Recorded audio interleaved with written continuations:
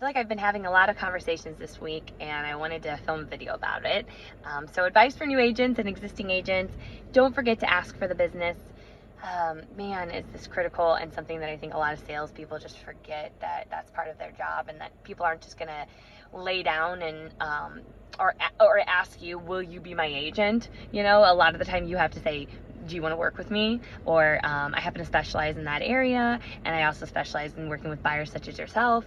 Would it be of value for us to sit down together and talk about the market and about your specific home purchase and how I'm going to help you win in this market? You know, just ask for it, just go for it. What's the worst thing that can happen?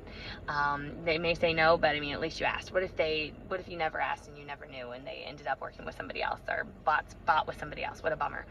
So I have a story relating to asking for the business, and there's so many ways that you can take this stuff. So 10 years ago, it's a personal story, but I was with my husband's company last night, and I was just telling everyone how grateful I was, because I can't believe it's been 10 years that he's been there, and it made me think about this. So 10 years ago, I was selling cars, and Matt, my husband, had actually unfortunately been laid off, and it was a tough time for our family.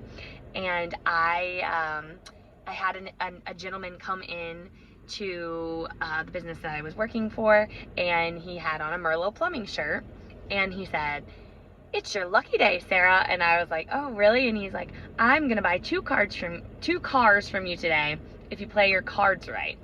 And I said, "Do you work at Merlo Plumbing?" And he said, "Yes." And I said, "Well, it's your lucky day.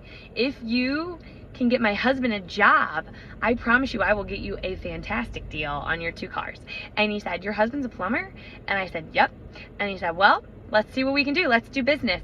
And it ended up turning out that this particular gentleman, Jim, shout out to Jim, he purchased two cars, a truck for himself and an Explorer for his wife. And then my husband Matt got a call a few days later from Merlo and went in for the interview, and of course knocked it out of the park, and the rest was history, and he's now been there for 10 years. But could you imagine if I hadn't just asked? And I mean, I didn't know this guy at all. He was a complete stranger, but the opportunity presented itself, and we have got to be open and take advantage of opportunities when they present themselves. We really, really do. So it does not necessarily have to relate specifically to real estate, although it should, because if that's what you do, this is going to help move the needle for your conversions.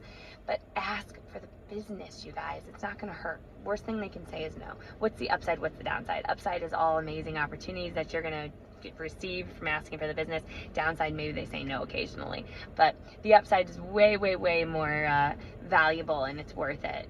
So take that with you into the weekend, and I'm always here if anyone has any questions. Thanks.